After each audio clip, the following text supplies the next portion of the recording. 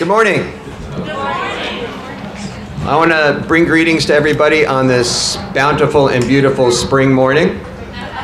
So we appreciate all of you for spending a little bit of time with us, and we're good to see you, Gerald, to take a few minutes to pause and be grateful for the progress that we made. So before we get going in earnest, as you know that we're about to celebrate an important accomplishment today, but also the release of the Zero Waste Plan. And on that note, I'd like to invite Bob Redding to talk a little bit about the framework for our event today.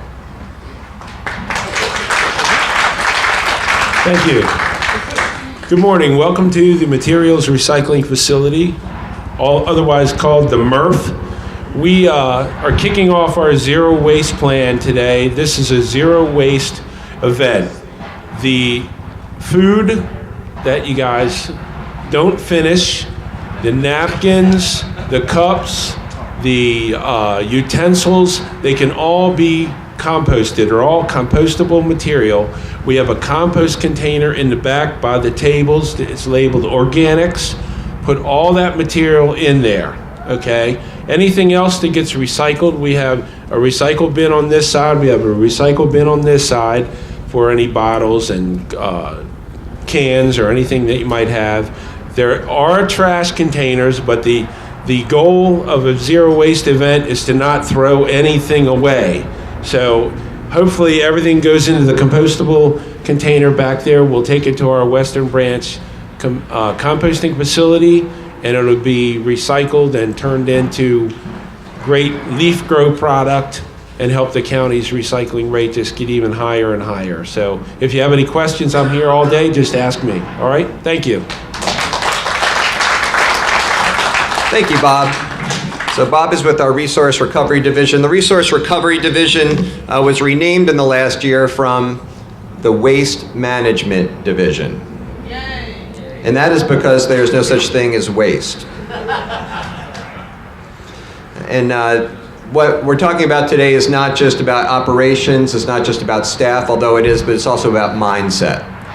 To see everything that we do is interconnected, that every decision we make, whether it's in the store, whether it's in the kitchen, has an impact on our environment. So what we're celebrating today is not the accomplishment of the Resource Recovery Division alone. It's not the accomplishment of this department or this county or this government alone, but it's a team effort because everything makes a difference. Every individual does, every business, the decisions that they make, every nonprofit, and we're here to celebrate it as one team. So my first speaker is a man who doesn't need any introduction, but has been remarkably supportive from day one on having an aggressive and progressive environmental agenda, has never hesitated in supporting making sure Prince George's County is always clean, green, and beautiful, and has the support we need to keep it a fantastic place to live and work. Please join me in welcoming our County Executive, Rashern Baker.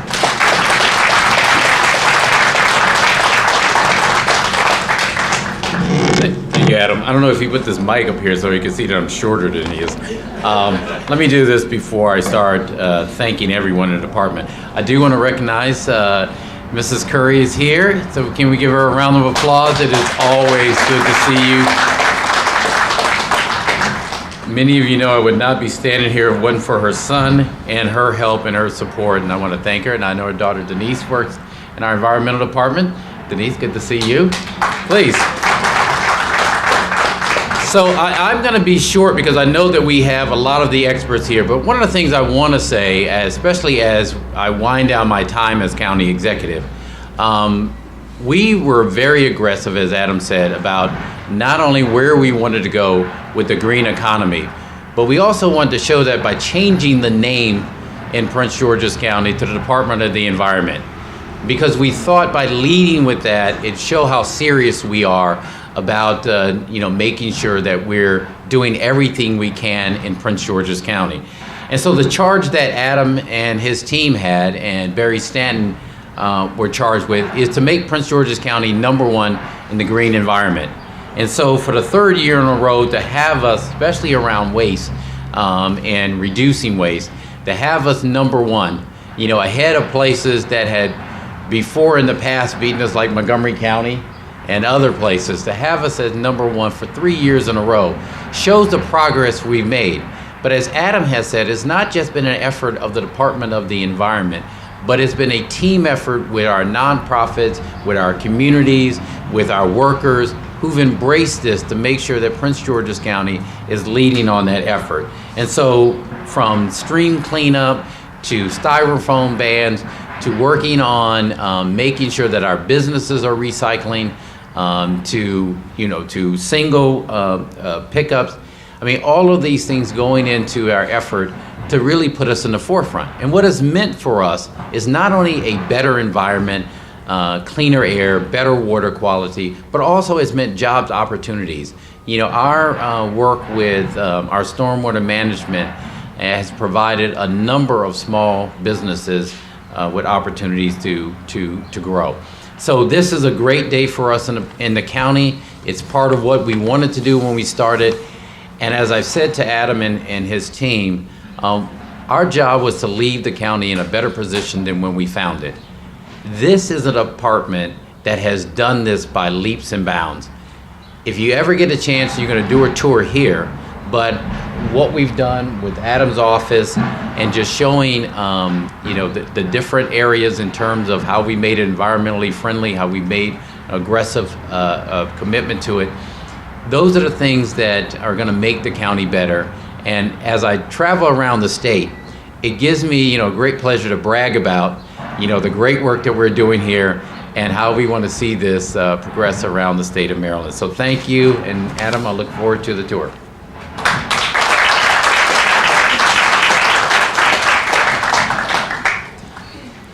So the Amish have a saying that many hands make light work. Here in this facility, we have many hands. We see them here in the room, and we will recognize them in more detail shortly. This facility operates, it's owned by the county.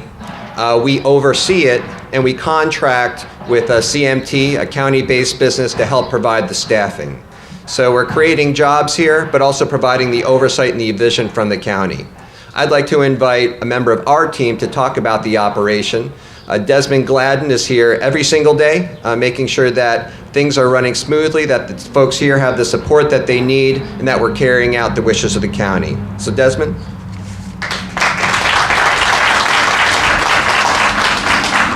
Thank you, Adam. I'd like to welcome all of you here to the Prince George's County Materials Recycling Facility. Just to tell you a little bit about the facility, this is, again, a Prince George's County facility. It's operated by Maryland Environmental Services. It's started back in 1993. Really proud to have this facility in Prince George's County. I'm also going to go over some of the initiatives that led to the county becoming #1 in the state. The county has risen from number 11 in the state of Maryland over the last several years in recycling and waste diversion, becoming #1 in both areas now. Several years ago, the county's recycling rate was 44.11%, and it's currently at 55.61%. The waste diversion rate during the same period was approximately 49.11%, and it's currently at 60.61%. Those are some major accomplishments. I think you all should pat yourself on your back. Just to mention some of the initiatives that led to us becoming #1 in the state includes the county bill enacting one of our county bills, County Bill 87. This bill, one of the things that it includes is establishment of recycling programs in all of the county's multifamily units, condos, and county businesses. So we have recycling in all of those particular areas. Another real important initiative is we now have recycling in all of the Prince George's County public schools. Worked really hard in establishing this. The county, along with Keep Prince George's County Beautiful, was really instrumental in implementing this program. Some of the state programs that's been initiated that has helped with us becoming number one in recycling include each county within the state has to have a recycling plan. And any special events that are held within the county has to have a recycling in place. It's one of the initiatives. Another initiative was years ago we implemented single stream recycling here within the county. Prior to single stream recycling, we had dual stream recycling. And in short, what dual stream recycling it was, you had to separate all of your recyclables. Single stream recycling was introduced in 2007. It made it easier for our residents, and it simply entails mixing all your recyclables together. So we implemented that, and that's helped our recycling rate to increase. Some of the other initiatives include the implementation of food scrap composting pilot program. And that is being used in the residential area, the commercial area, and the educational institutions are taking advantage of our food scrap program. Two other initiatives include, in 2015, we had the ban on our plastic bags, and there's also a ban on styrofoam. I'm gonna close just in saying that source reduction is really important. In order to stay number one within the state of Maryland, we have to continue to implement source reduction. And what source reduction means is simply eliminating the waste before it starts. Some of the measures, some examples include using reusable bags, recycling, composting. Have to continue with these initiatives in order to stay number one. Thank you very much.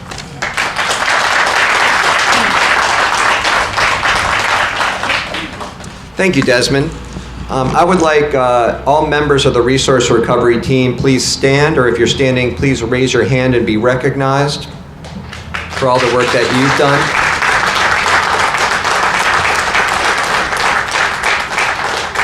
And Desmond mentioned the laws that we have, the styrofoam ban and the mandatory recycling. I want to give a special thanks to one of our inspectors, Alan Williams, who inspects several hundred businesses every year, makes sure that they're in compliance, and also educates and mentors businesses on how they can recycle right. Desmond mentioned that this facility is operated by a tremendous partner of ours. We know that in the government, and here in Prince George's County, we can't do everything by ourselves. We're the government, we have a lot of authority and power, but we cannot do everything. We need help. And we're very lucky to have a tremendous partnership with the Maryland Environmental Service, who not only oversees our operation day to day here in a way that's professional, with a lot of institutional knowledge, but also supports our county goals of local contracting and workforce development. So I'd like to invite Steve Tomczewski to come to the microphone and represent Maryland Environmental Service.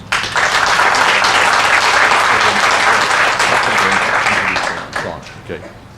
Well, first I want to say it's a real pleasure to be here representing MES, and at a project that's been one of the best that we've ever had.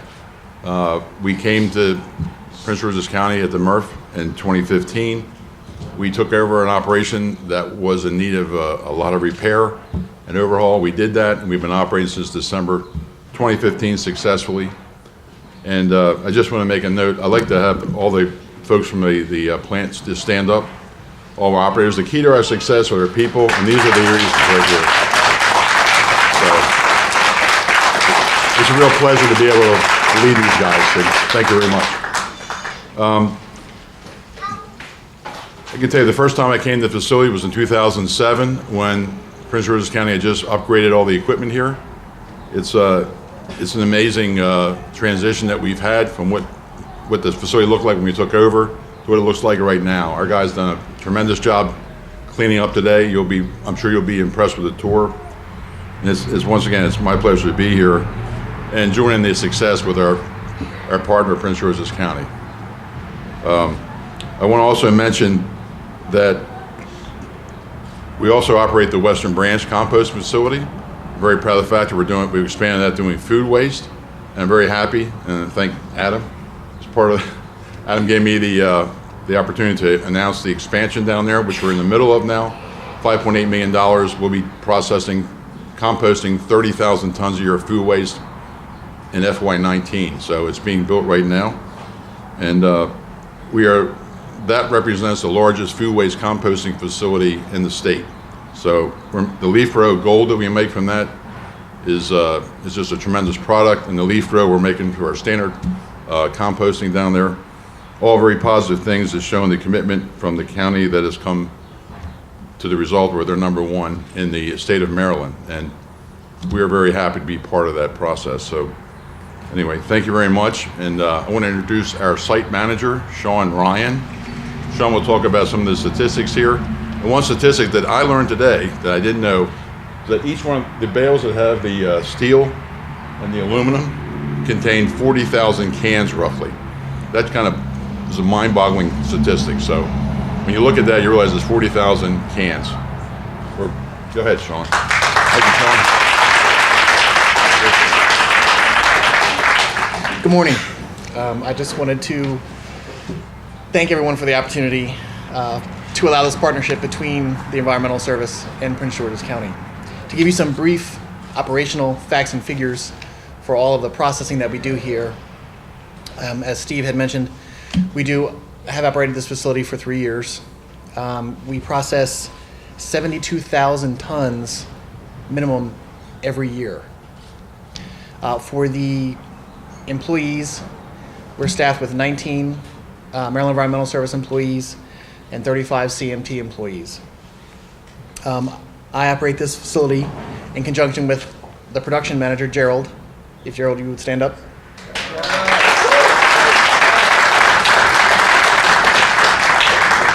He is very important in making this facility run. He is the best production manager ever. Some of the materials that we process are aluminum, and we process 300 tons of that a year. OCC, which you see in the large bale here, which is cardboard, we process 13,000 tons of that. Right next to it is a mixed paper bale, and there's 23,000 tons that we process every year of that. To my left, behind Steve and Desmond, there's 1,200 pounds of steel, 1,200 tons of steel that we process. And then in the middle, there is a mixed plastic bale of number of plastics of 1 through 7, with the exception of number 4 and number 6, which are plastic film and styrofoam. And there's 4,000 tons of that every year. I am happy to announce that in the year 2007, we were awarded from the Solid Waste Association of North America the largest safety improvement award for this facility.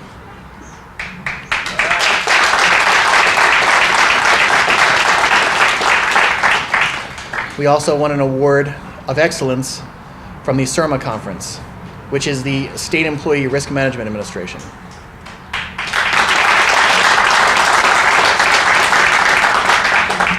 That wraps up for me. Thank you. Thank you, Steve and Sean and all the employees here for all the work that you do every day. We cannot express our appreciation enough. We know that you do so much work every day. Some of it is tough. I know that some folks can't hang with as tough the work that you're doing, and you're still here doing it, and you don't always hear thank you for all the great things that you do. So on behalf of a grateful county, we say thank you, all of you, for the service that you provide here at our recycling facility. So partnerships, Department of the Environment, we just love partnerships because people do work that we can't quite get to sometimes. The next partner I bring up is one of our very favorites and one that's near and dear to our employees here. So several years ago, the county was talking about banning polystyrene, commonly known as styrofoam. This is an objective that we've supported for a long time. Of course, in government, there's a lot of laws that are passed and not always the budget to go with it to make it happen. But the county, and with the support of Mr. Baker, we did not want to be any obstacle to the passage of the styrofoam ban here in Prince George's County. So when it came, and we had met with the stakeholders and we had met with the bill sponsor, Mary Lehman, we said we want to do this. we're going to do this, but we have to be honest. You know, we're in a tough financial situation here, and we cannot provide all the staffing to deliver the full implementation out of the gate on this bill. We had a great collaboration that was understood, and we decided to move forward anyway. But in that gap, our partners at the Sierra Club said, hey, we'll help you out a little bit. And the Sierra Club, bless their hearts, have agreed to do volunteer educational visits to businesses throughout the county and establishments to make sure that they know what they need to know to comply with the county's polystyrene or styrofoam ban. We are so grateful. And they provided a service and a level of contact that has made our county so much better that, again, the government could not do alone. Also, they've also pushed for many years in having us focus even more on recycling and diverting. And for a long time, we're like, hey, we're doing so great. Hey, we're number one. What's the issue here? And they're like, yeah, you're number one today, but you may not be number one next year. And you're doing some good stuff, but you could be doing better, you know? And we heard that. And so, you know, we agreed, and we worked with then Councilman Olson at the time to fund a study on how the county can get to zero waste. And ever since that hearing, and I remember it vividly, I've heard almost weekly from the Sierra Club on how the progress is going on the zero waste plan and when it will be released. And it is being released today, in large thanks for the efforts that they have. So please join me in welcoming the head of the Prince George's County group of the Maryland chapter of the Sierra Club, Martha Ainsworth.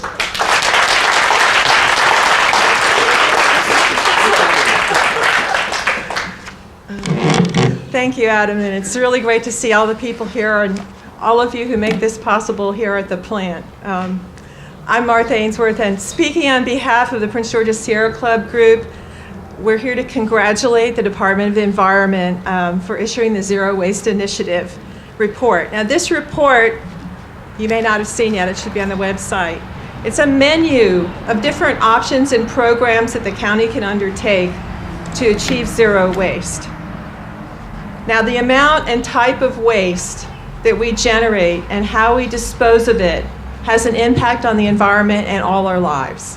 It affects our air, it affects our water, it affects our climate, and it affects our health. It affects the quality of life of the people here and the people to come. So we find the Sierra Club is critically behind this initiative. Let me just say, Adam didn't leave me very much to say about the Sierra Club because he's gone over all of our achievements, but the Sierra Club is the largest and oldest grassroots organization in the country, founded by John Muir in 1892. I was not there, but that's what they told me. For the past 6 years, the Prince George's group of the Sierra Club has had as its main conservation agenda helping the county to get to zero waste, and we're still collaborating on that issue. We've advocated for adopting a fee or a ban on single-use bags, shopping bags, for a ban on polystyrene foam food containers, which was successful, for increased composting, and for adoption of a formal codified zero waste plan. Sierra Club volunteers have conducted rigorous surveys of reusable bag use, reaching almost 17,000 shoppers in Montgomery and Prince George's County to see what the probable impact of a bag fee would be here in the county on the use of disposable bags and reusable bags. And as Adam mentioned, we've been engaged in educating businesses about the styrofoam ban. It doesn't always reach them, so we have now reached more than 500 businesses and more than 50 shopping centers countywide to tell businesses about the ban and to make sure that they can comply. The compliance rate in the businesses that we visited twice, when we tell them and then we come back, is way over 90%. So that's been a real success. And we'll continue doing this all over the county as long as we've got the energy to do it. But I think that one business finds out and then they tell the other businesses, so it kind of spreads the word.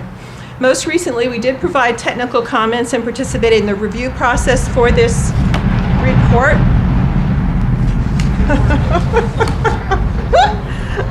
And we wanted to commend DOE for conducting a public review process and for the paper, and for inviting stakeholders to submit comments and to participate in the revision of the report. And it's been a very fruitful collaboration. So I'd just like to say, in following up, that we hope the celebration doesn't stop here with putting this report on the website. The report's been written to be accessible to the public and to policymakers. We need a dissemination plan. If there's the one lesson we have on the phone ban, is we need a dissemination plan to inform businesses and the public of the options, to get their views and buy into the solutions. We know when it comes to waste issues, not much can be accomplished without the willing, enthusiastic commitment of the public. So as all of us become informed and further engaged, as we understand better the options, we need a formal commitment from the county to zero waste goals and a costed and prioritized implementation plan. So congratulations all around. It's time to build momentum for zero waste.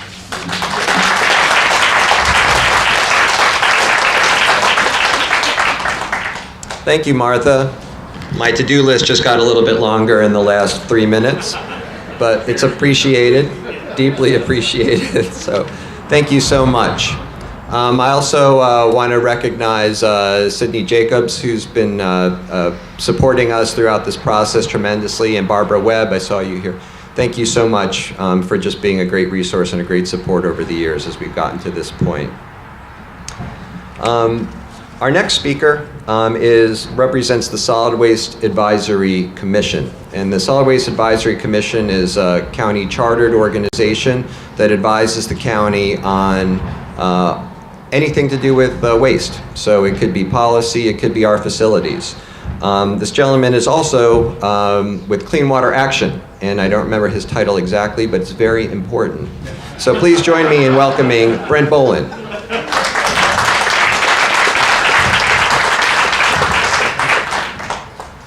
Well, that was quite a setup. Thank you, Adam. So I'm the Chesapeake Regional Director at Clean Water Action, which in this case means basically the DMV area, DC, Maryland, and Virginia. And I'm a county resident for a long time, local advocate, community activist for a long time. So I want to recognize my fellow community activists and the important voices that they provide. Thank you for that. And you know, the thing that I think I really want to focus on here is how important leadership is to getting things done. Again, having been a longtime county resident and advocate, it wasn't always easy to get things done in the environmental space in the county, but I really credit County Executive Baker for having a vision on that and translating that down the line to his staff. Another key part of leadership is hiring good people and letting them do their job. So thank you for hiring Adam. I paused for a second to make you think I wasn't going to say that. But it also takes the people who are going to translate it into action, like Lee Flick, who staffs the Solid Waste Advisory Commission, and who I learn something from every time I talk to him about this work and how to move it forward. And then the employees that are getting it done every day out there in the field and the facilities. It's really important because these kinds of vision things can break down at a lot of points along the process. And it's really important to get everybody bought in and working together to move things forward. Now, if we were just here today to say the county has led waste diversion for the third year in a row, that would be a heck of an accomplishment. If we were just here to say the county is putting out a comprehensive zero waste vision today, that would be a heck of an accomplishment. If we were just here to talk about how big and successful the composting program in this county has become, that would be a big deal. But all of these things have happened in the last few years and vaulted Prince George's County into the lead on these things.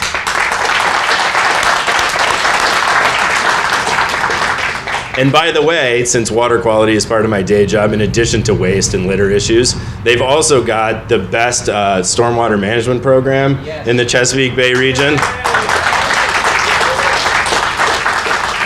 And so my favorite thing, again, as an advocate who works regionally, is going around to other jurisdictions and telling them about how great Prince George's County is doing and how they should really look at Prince George's County as a model that they should catch up to.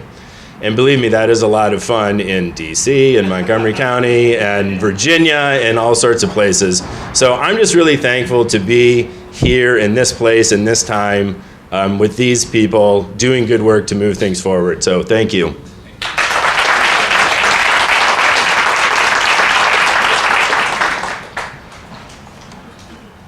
Thank you, Brent. So appreciated. Just a few remarks. We didn't want to bore people with a PowerPoint today about the zero waste plan, but I did want to draw a couple things out. I also wanted to recognize members of the Solid Waste Advisory Commission. So please stand up if you're a member. I know we have a few in the room.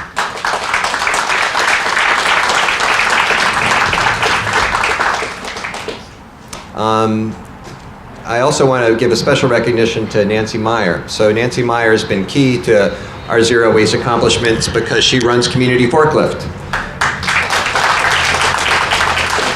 Pretty good place, pretty good place. So Nancy, how many tons of stuff are you saving from going to the landfill at Community Forklift? $32 million worth of materials diverted. All right, $32 million, there you have it. So it's work like that. Every sector, everybody can step up in some way and contribute. So zero waste is no accident.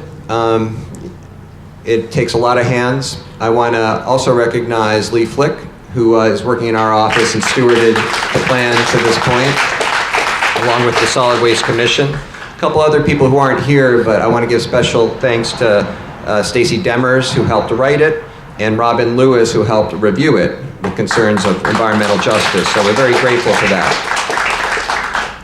So zero waste is not an accident. It's deliberate. It's policies and operations, but it's also mindset. It means that we have to practice what we preach. And that's not just us who are here in the community, but also at the point of manufacture. So the report does cover that. And although we're really proud today of our diversion rate, about 2/3 of the material is being diverted, but still 75% of what ends up in our landfill is divertible. 75%. So we do have much work to do. One of the pilots that we had, and again, this is why I wanted to thank Lee, is that in our feedback with our staff, and we do try to meet with the frontline staff at least once a year and hear feedback, they said, hey, up on the landfill, we got a lot of material coming out that we could grab and recycle. So Lee, 2 years ago, launched a pilot on the fill face, and I think we're grateful that this event wasn't held on the landfill. But if we were, we would see that we do have machinery that could go and actually claw out items of value. So appliances, rigid plastics like we see, metals of different kind, and make sure that that's diverted and that we're able to capture some of that value as well. That is covered in the report.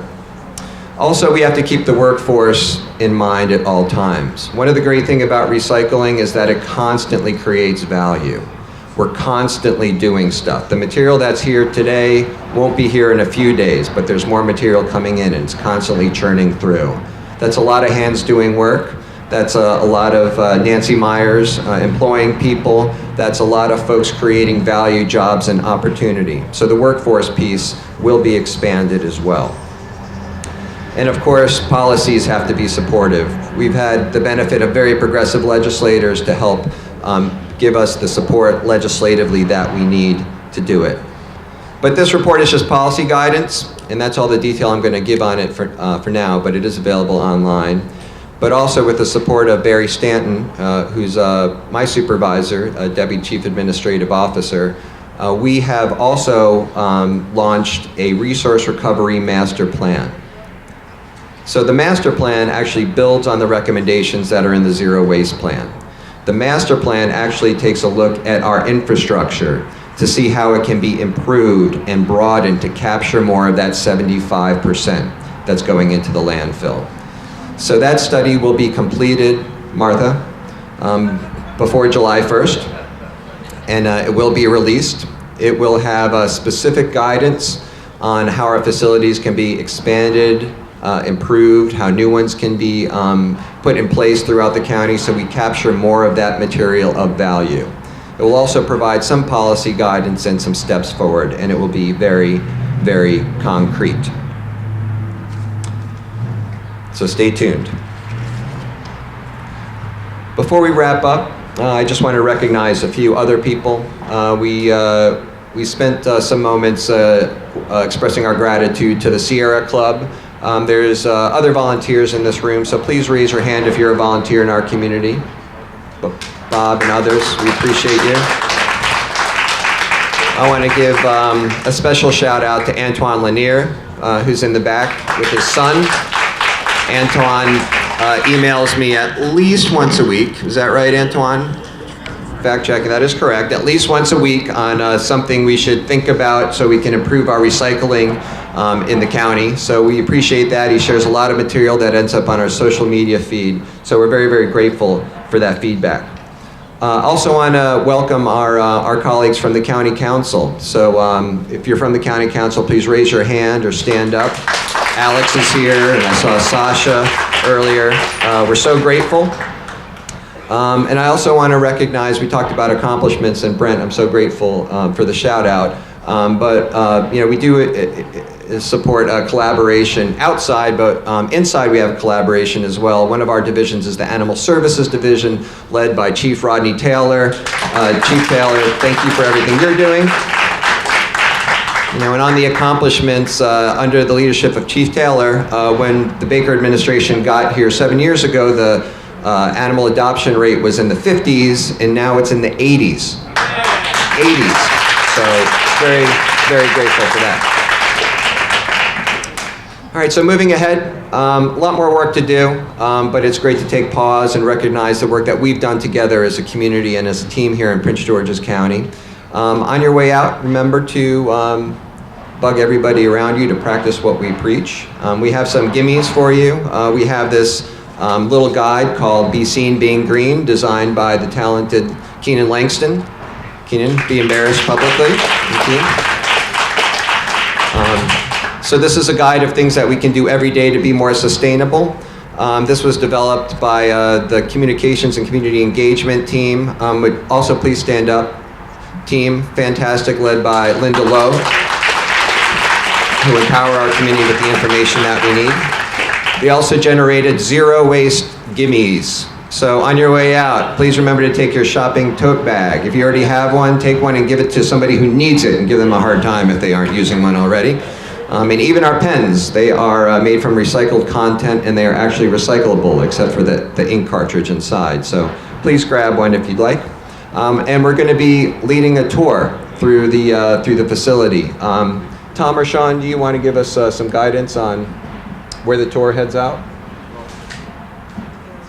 Desmond? I think we're going to have two groups. I'm going to take one, and Desmond will take one. So I guess we're going to proceed inside. We have hard hats and vests, and we'll take it from there. Okay? So to get on the tour, you can walk straight in through the glass doors over here into the lobby where the HVAC works, unlike out here. And there's refreshments in the back for anybody who needs it. So thank you, everybody. Thank you, County Executive for Baker and panelists and everybody who made today happen.